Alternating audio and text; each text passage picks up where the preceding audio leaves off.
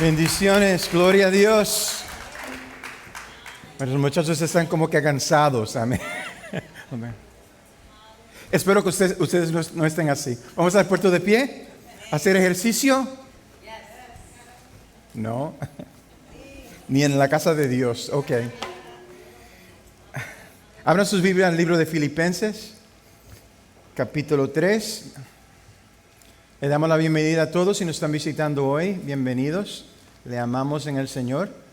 Esperamos que se sientan como en su casa y que puedan recibir la palabra de que Dios tiene para usted. Una palabra rema del cielo. Amén. Filipenses capítulo 3, el título que le hemos dado a la palabra esta mañana es una cosa, no dos, no tres, una cosa. Y se trata de lo que el apóstol Pablo le escribió a los filipenses en el capítulo 3, versículo 13. Hermanos, yo mismo no pretendo haberlo ya alcanzado, pero una cosa hago, olvidando ciertamente lo que queda atrás, extendiéndome a lo que está delante, prosigo a la meta, al premio del supremo llamamiento de Dios en Cristo Jesús. Oremos. Amantísimo Dios, te damos las gracias, Señor, por tu amor infinito.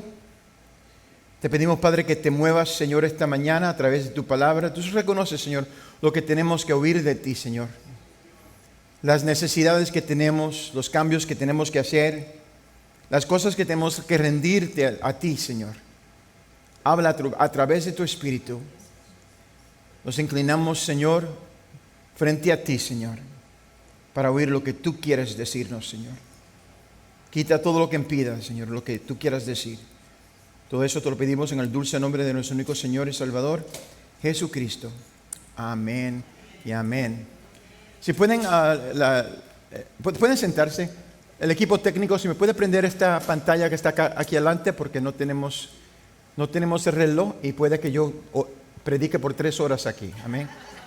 Así que si me puede sentar, hablando de prenderme ese, turn on the screen and get the clock going. Amén. En esta carta de Pablo a los Filipenses, encontramos al apóstol Pablo encarcelado por 2 poderosos reinos. El primero, desde luego, el imperio romano, uno de los imperios más poderosos en la historia humana. No hay duda que él era en ese momento prisionero del imperio romano. Pero al mismo tiempo era prisionero de un reino mucho más fuerte. Un reino que sigue siendo tan fuerte hoy como lo era entonces. Como Pablo aclara en sus cartas a los Efesios, a Timoteo y a Filemón. Pablo también era prisionero del reino de Dios. Es en este contexto que Pablo le escribe aquí a los filipenses y afirma que a pesar de su caminar personal y ejemplar con Cristo, él todavía estaba luchando por alcanzar una nueva meta. Al decir la verdad, en este punto del ministerio de Pablo, la mayoría de nosotros no podríamos limpiar sus zapatos, espiritualmente hablando.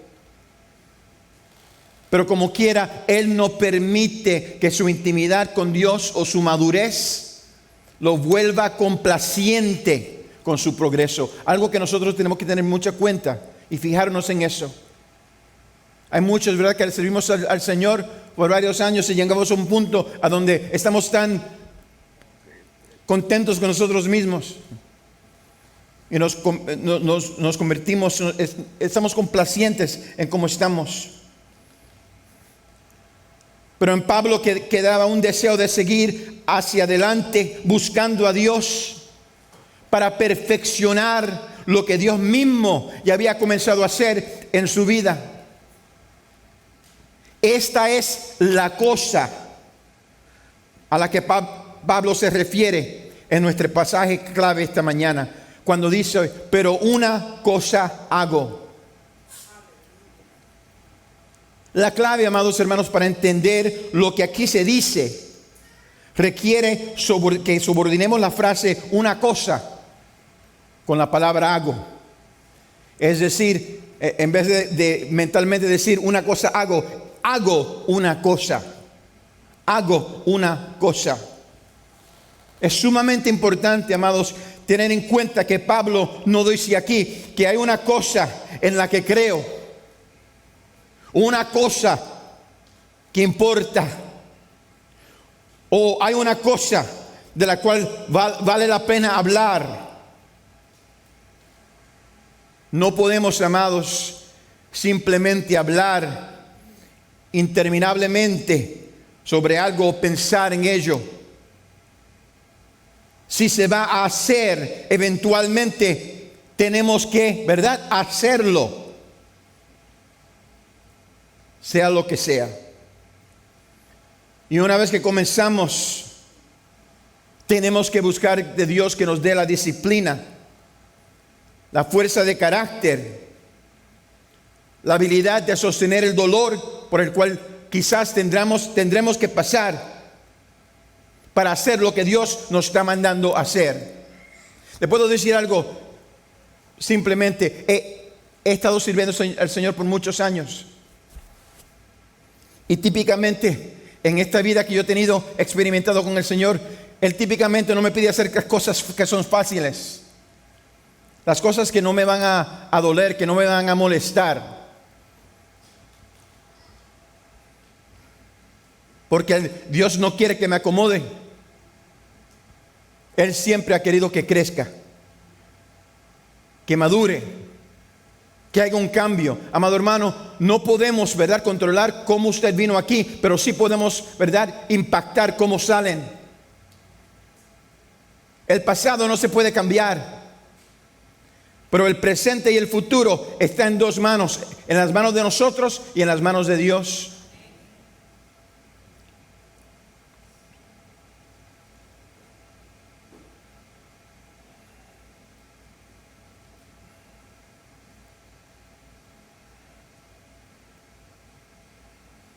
Los problemas en nuestras vidas son los que Dios usa para elevarnos al nivel espiritual en el cual Él piensa que nosotros debemos de estar.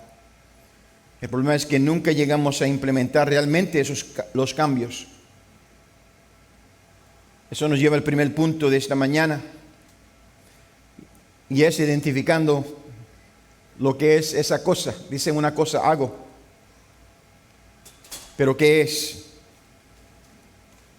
Leyendo lo que Pablo nos dice aquí, rápidamente descubrimos que una cosa realmente es un programa compuesto por una colección de tres cosas o acciones que necesitamos tomar o hacer. Pablo describe las tres cosas distintas que él y por extensión nosotros tenemos que hacer para llegar a la marca, ¿verdad?, que Dios tiene para cada uno de nosotros individualmente. Mi marca no es la suya y la suya no es la mía. Pero el deseo de llegar a esa marca sí lo tenemos en común. Pero cómo hacerlo es algo que tenemos que dejar que el Espíritu Santo moldee nuestras vidas. Que Él haga realidad en nosotros. Amén. Todos somos cabeciduros, amén. ¿No? Solo yo. Amén. Pero a veces unos somos más cabeciduros que otros. Hermano, amén. ¿Cuántos tienen hijos? Más de un hijo. Qué tremendo sería si todos serían igual, ¿verdad? Con un carácter, ¿verdad?, dulce y todo. No, pero hay diferentes. Cada uno tiene su carácter individual. Amén. Y el padre sabio o la madre sabia sabe implementar el programa especial. Lo digo, ¿cierto o no es cierto? Para ese hijo o esa hija. Amén. Reconociendo que queremos que crezca, queremos que madure de una manera que no solamente nos plazca a nosotros, sino que le sea, ¿verdad?, aceptable a Dios. Hay tres cosas que tenemos que hacer. Lo sumo así: número 1, olvidar o poner atrás. Número 2, extendernos. Extendernos. Y finalmente, correr o proseguir. Comenzamos con olvidar. Olvidando ciertamente lo que queda atrás. Es lo primero que tenemos que hacer para hacer lo que Dios quiere para nosotros. Olvidar, dejar ir, soltar. Lo que me impulsó esta mañana de hablar sobre este tema es el daño gigantesco y muy palpable que nosotros como sociedad y nuestros jóvenes adultos y jóvenes en particular hemos estado experimentando como resultado de lo que describiría yo como un cóctel tóxico que hemos estado bebiendo. La ideología suicida está en su punto más alto, particularmente entre nuestros jóvenes. Una encuesta gubernamental reciente de 5,000 encuestados concluyó que el 25% de los adultos jóvenes de 18 a 24 años informaron haber considerado seriamente el suicidio el año pasado. 1 en 4 jóvenes de la edad de 18 a 24 años. Hay algo que está muy, muy mal. Hay algo que está bien, bien mal. El cortarse y otra forma de comportamiento autodestructivo o desfigurador que incluirían prácticas tales como el tatuaje. Es interesante. Yo siempre he dicho, o sea, para mí yo siempre lo he encontrado bastante curioso y me río, ¿verdad? Que una mujer que se cambia el color del pelo, el corte del pelo, cada mes, ¿verdad? Porque no se complace con, creo que este brown, o sea, no es bueno, voy a cambiarme este color. Se va a poner un tremendo tatuaje que no se puede cambiar. Era un problema en aquel entonces, pero una cosa es diferente. Hermanos, ¿cuántos de ustedes han visto gente que se han vuelto loca con los tatuajes? Se han vuelto adictos al tatuaje. Es decir, su autoestima está tanto, o sea, yo en sí no soy suficiente, sino vamos entonces a añadir palabras, imágenes y cuanta cosa que quizás en nuestra propia mente eleve nuestra autoestima.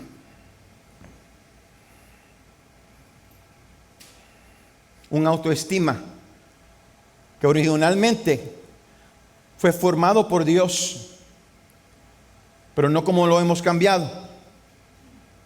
El diablo no quiere que nos veamos como Dios nos ve.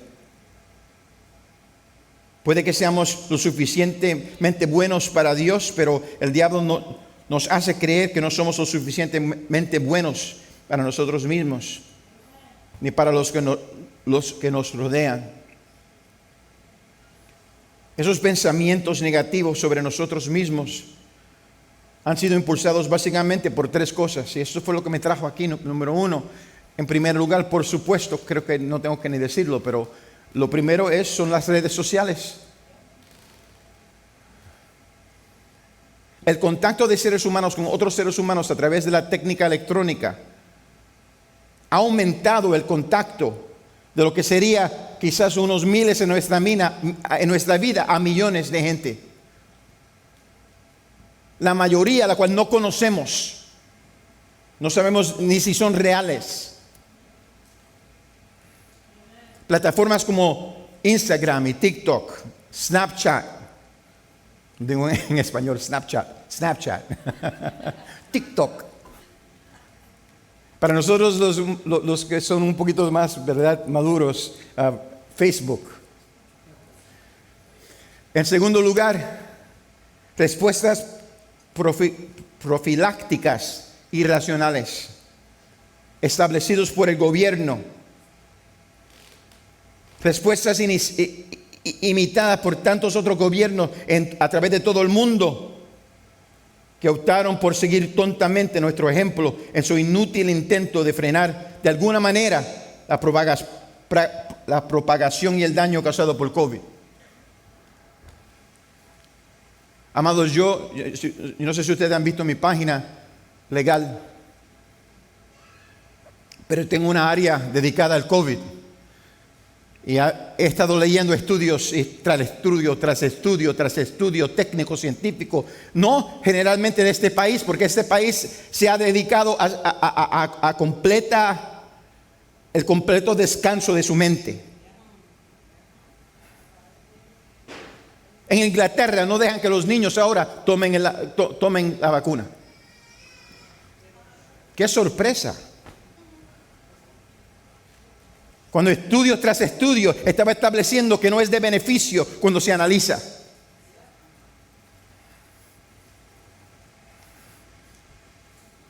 Acabaron de aprobar otra vacuna para otra cosa, no sé lo que era. Pero eso sí sé que es cierto. La aprobaron a través de un estudio que hicieron de 8 ratas. Ahora vamos de emergencia a introducirlo a humanos. Amados, lo que nunca. Finalmente, déjame beber un poco de agua. Esas son palabras de domingo. Polarización intencional de nuestra sociedad a lo largo de la identidad étnica y política.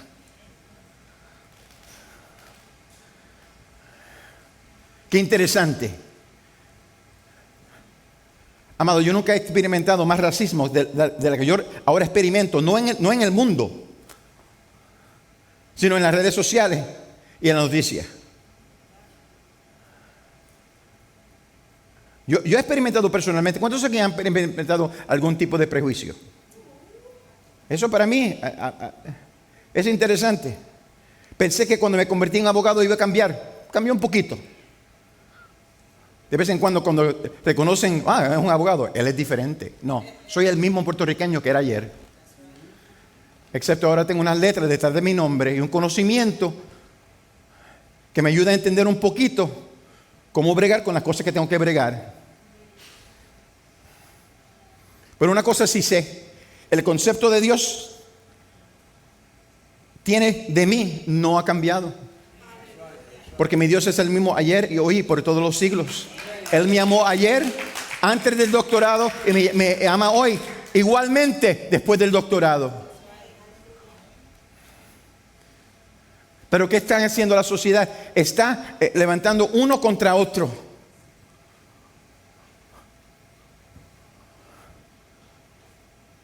¿Verdad? Vamos a levantar los impuestos a los ricos. ¿Cuántos sabemos aquí que los ricos mayormente pagan los impuestos? Es una cosa real. La gente rica paga la mayoría de impuestos, ¿verdad? Pero tenemos que buscar un enemigo, tenemos que buscar una persona a la cual podemos, porque Dios libre que nosotros tengamos que examinar los actos de los que están en poder.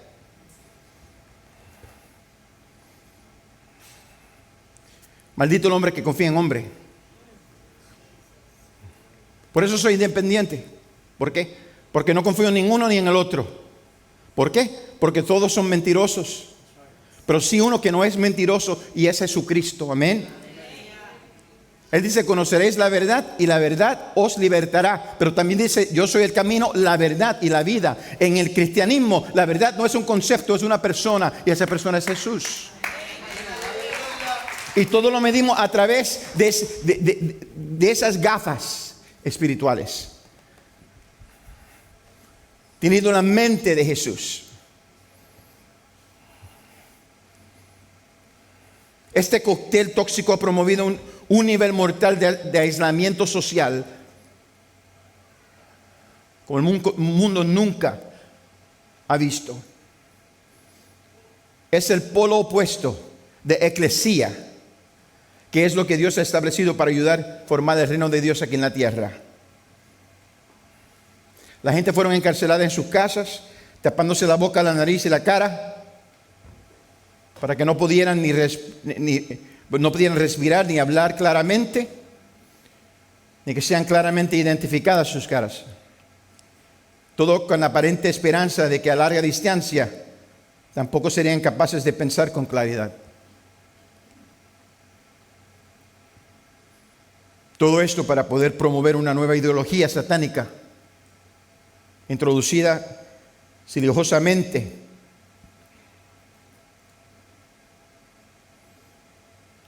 que fuera ignorantemente adoptada ignorantemente adoptadas por las masas, estableciendo una nueva orden mundial satánica.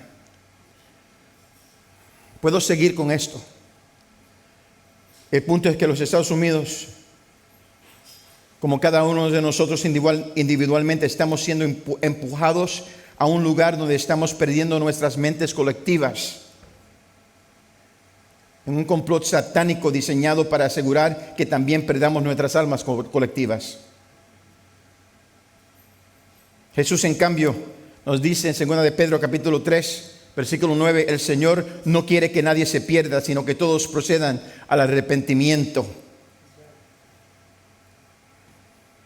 Desconectados unos de otros y de las verdades en la palabra de Dios que se ha mantenido sacrosanta durante miles de años y que ha formado nuestro fundamento moral y nuestro carácter como nación, Satanás ahora se ha encargado de decirnos cómo debemos pensar, lo que debemos o no debemos creer, qué es o no es la verdad, lo que está bien y lo que está mal. Y muchos de nosotros, hasta en la iglesia, estamos escuchando. La Biblia nos advierte de estos tiempos. El profeta Isaías dice, Isaías capítulo 5, versículo 20, si los están escribiendo. Dice, hay de los que a lo malo llaman bueno y a lo bueno malo. Consideran las tinieblas como luz y la luz como tinieblas. Consideran lo amargo como dulce y dulce como amargo. Hay de los que son sabios ante sus propios ojos. Eso lo vemos en Romanos capítulo 1. Se hicieron sabios en su propia mente, pero realmente son insensatos.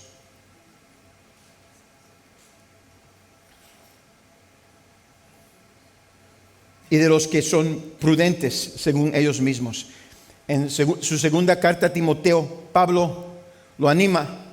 Predica la palabra. Mira a tu vecino y dígale, predica la palabra. Predica la palabra. Amado hermano, la respuesta no se va a encontrar en la política, se encuentra en Jesús. ¿Recuerda el corito? Cristo rompe las cadenas. Las sigue rompiendo, amado hermano. Las sigue rompiendo. Solo Cristo satisface al corazón. No hay nada más. No hay nada más. Predica la palabra, mantente dispuesto a tiempo y fuera de tiempo. Convence, reprende y exhorta con toda paciencia y enseñanza, porque vendrá el tiempo cuando no soportarán la sana doctrina. ¿Cuántos aquí se criaron en una iglesia, vamos a decir, un poquito legalista? Yo me recuerdo. Cuando yo me crié, yo creía que respirar podía ser pecado. Me quería sacar los ojos, porque los ojos, olvídate. Especialmente cuando yo era jovencito. Ay, Dios mío. Gloria a Dios. En aquel entonces hablábamos de la sana doctrina. ¿Recuerdan? La sana doctrina. Entonces nos convertimos a un poquito más educados. Ahora sabemos, ¿verdad? Un poquito más, o creemos que sabemos más. Y dijimos, bueno, eso era, eso, a veces teníamos dogma y la elevábamos a doctrina y ahora estamos, ¿verdad?, examinando y dividiendo. Pero ahora hay iglesias que se llaman iglesias que aprueban del homosexualismo, del matrimonio entre el mismo género, del aborto.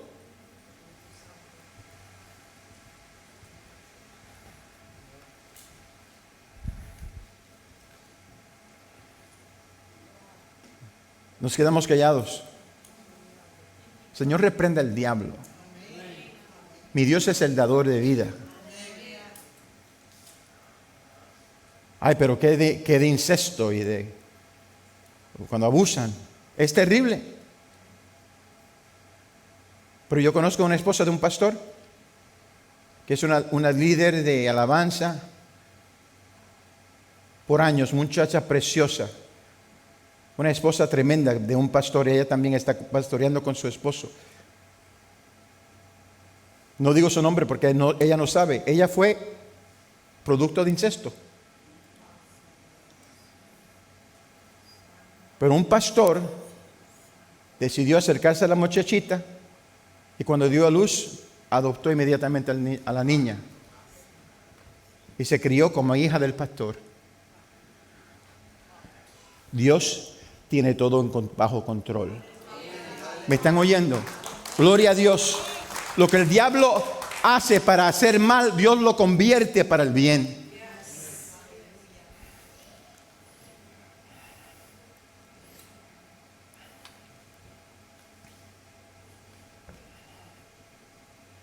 Porque vendrá el tiempo cuando no soportarán la sana doctrina, más bien teniendo comezón de oír, amontonarán para sí mismos conforme a sus propias pasiones, y a la vez que apartarán sus oídos de la verdad, se volverán a mentiras, fábulas, a mentiras. El problema al fin del día es que Satanás quiere que nos detengamos en nuestro pasado y nos concentremos en nuestro presente, donde hemos estado y donde estamos, para que pueda inculcarnos una sensación de depresión y desesperación. Pablo nos dice cómo salir de este complot satánico. Él nos llama a selectivamente olvidar, a olvidar. En la medida en que el diablo logre hacer que nos concentremos en nuestros fracasos pasados y en nuestras imperfecciones presentes, podrá impedir que miremos los hermosos planes que Dios tiene reservado para nuestro futuro. Pablo les dice a los creyentes en Corintio, 1 Corintios 2:9, más bien, como está escrito, cosas que ojo no vio ni oído oyó, que ni han surgido en el corazón del hombre, son las que Dios ha preparado para los que lo aman. Dios quiere que recordemos y de hecho celebremos las cosas buenas que hemos hecho y hacia dónde nos ha llevado. Hasta dónde nos ha llevado. Por ejemplo, Pablo en realidad refleja y elogia a los creyentes filipenses por sus maravillosas acciones hacia él. Por ejemplo, los elogia por cómo ellos mantuvieron contacto con él. Capítulo 1, versículo 3 a 5. Doy gracias a mi Dios siempre que me acuerdo de vosotros, siempre en todas mis oraciones ruego con gozo por todos vosotros, por vuestra comunión en el Evangelio, desde el primer día hasta ahora. Siempre han mantenido esa comunión conmigo. Los aplaude por cómo ellos, a diferencia de las otras iglesias, apoyaron financieramente y fielmente su ministerio.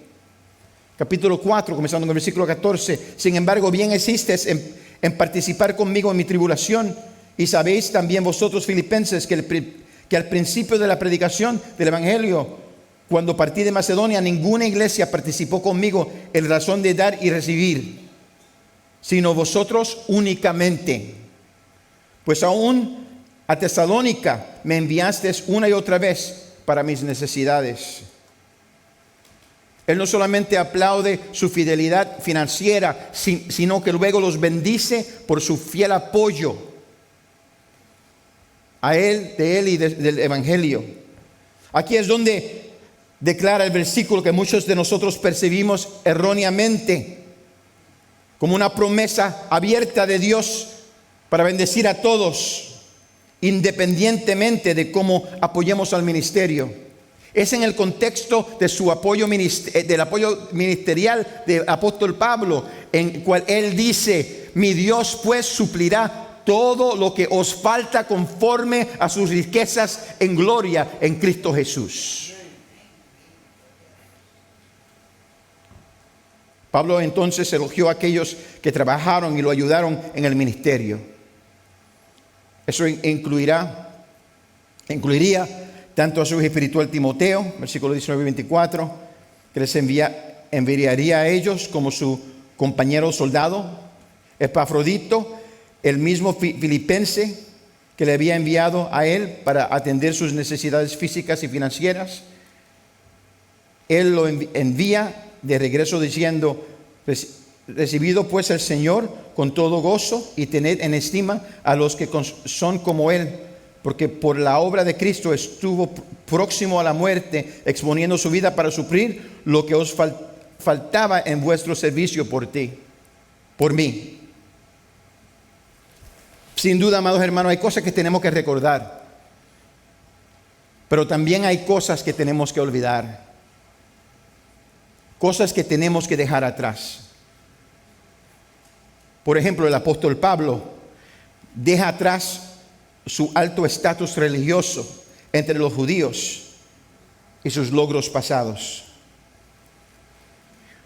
Amado, después de enterarnos de los logros de Pablo en su carta a los Gálatas, en Gálatas, diciendo, capítulo 1 de esa carta, dice: en el judaísmo aventajaba a muchos de mis contemporáneos en mi nación, siendo mucho más celoso de las tradiciones de mis padres.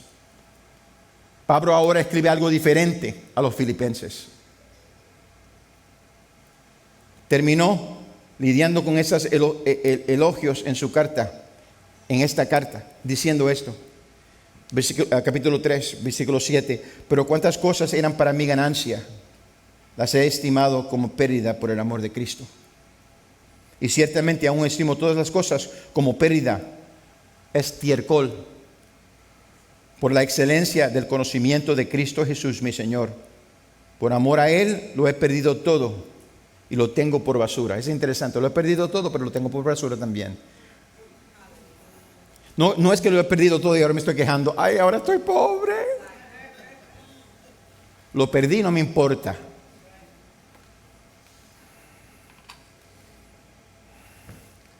Muchos en el evangelio hoy están predicando un evangelio que en vez de hacerle, ¿verdad?, perder cosas, le ha hecho ganar mucho a nivel natural. Muchos predicadores son millonarios. Benny Hinn es millonario. Joel Osteen es millonario. Te dicen, bueno, porque hicieron su ganancia vendiendo libros. Pero ¿cómo fue que la gente los conoció para comprar el libro? A través de la iglesia, a través del ministerio. No le hablo de ellos, sí, porque hay cientos de ellos, ¿verdad? Pablo, al otro lado, ya era rico antes de servirle a Jesús. Era un judío con ciudadanía romana, que era capaz de invocar un recurso legal a César. Un judío típico no podría hacer eso. Era un hombre de influencia, con las finanzas necesarias para poder hacer la política que se tenía que hacer en aquel entonces. Ese Pablo abrazó la pérdida de todas las cosas por la causa de Cristo, inclusive su vida.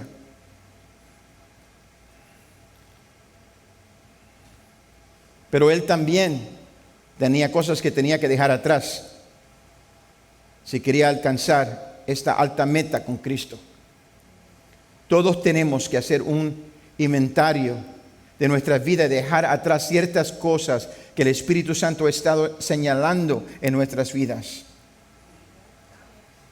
Amén. El pasaje en Filipenses de que estamos hablando hoy habla de una carrera que todos corremos como cristianos. El estándar de las carreras es presentado de una manera muy bella en el libro de los Hebreos. En Hebreos 12, comenzando en el versículo 1, dice: por tanto, nosotros también, teniendo en derredor nuestro tan grande nube de testigos, despojémonos de todo peso y del pecado que nos asedia, y corramos con paciencia la carrera que tenemos por delante, puestos los ojos en Jesús, solamente en Jesús, el autor y consumador de la fe, el cual por el gozo puesto delante de él sufrió la cruz, menospreciando el oprobio, y se sentó a la diestra del trono de Dios. Hay cosas que tenemos que dejar por el lado, que tenemos que dejar atrás, de la cual tenemos que despojarnos si vamos a correr esta carrera hasta el final. Quizás es dinero, posiciones, fama, malas relaciones, formas negativas de pensar, desesperanza. Y como vimos con el SIDA, no con el SIDA, con COVID, el miedo.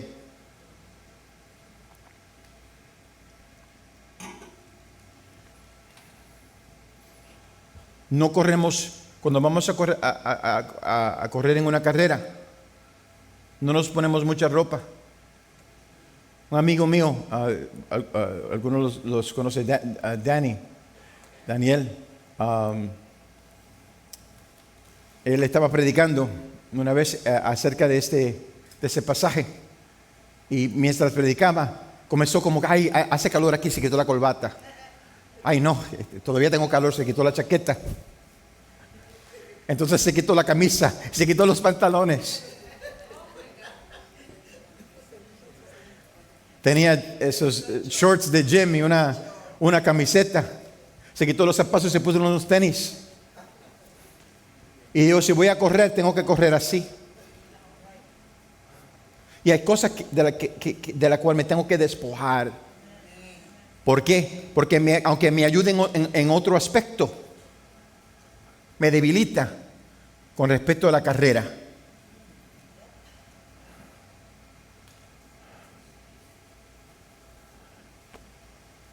Si vamos a correr, ¿le puedo decir algo? Muchas veces nosotros nos enfocamos en lo que tenemos que añadir. Y es importante. Tenemos que añadir oración, tenemos que añadir ayuno. ¿Verdad? ¿Sí o no? Pero no debemos concentrarnos en lo que tenemos que añadir, sino primero nos ocupamos en despojarnos de lo que tenemos que quitar. Porque de nada te vale si le añades todo esto a algo que ya está contaminado. Es edificar un edificio sobre una base, una fundación que es débil, que está comprometida. En lo natural nunca lo orimos, pero en lo espiritual quizás es lo que más hacemos.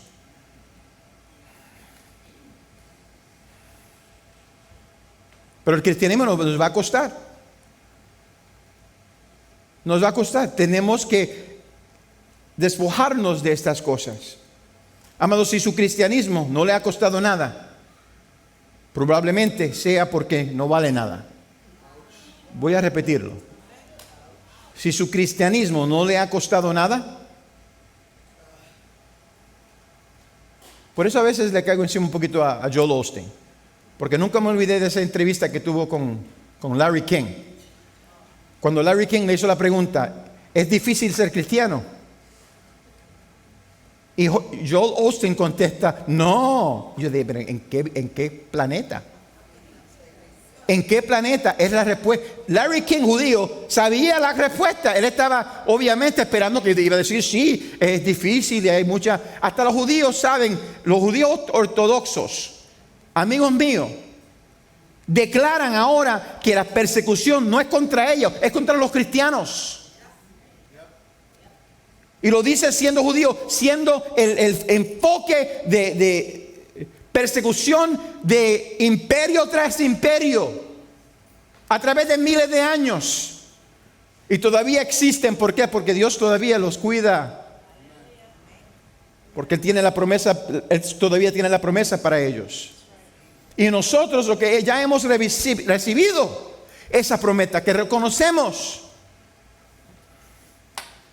No es difícil. Si su cristianismo no le ha costado nada, probablemente es porque no vale nada. La frase, sin dolor no hay ganancia, no pain, no gain, adquiere un significado bastante diferente cuando se aplica al cristianismo. El siguiente componente de una cosa fue extendiéndose a lo que está delante. No solamente necesitamos olvidar parte de nuestro pasado y no enfocarnos en las circunstancias presentes que nos quieren quitar de la vista a Jesús, sino que debemos extendernos. Muchos de nosotros estamos tan obsesionados con avanzar el Evangelio o pasar al siguiente nivel. Pero el problema es que confundimos avanzar con abandonar o salir. Millones de cristianos, amados, están orando por una dirección ministerial en sus vidas mientras ignoran las necesidades reales del ministerio de su iglesia local en este momento, las necesidades de sus propias comunidades. ¿Está bien si predico?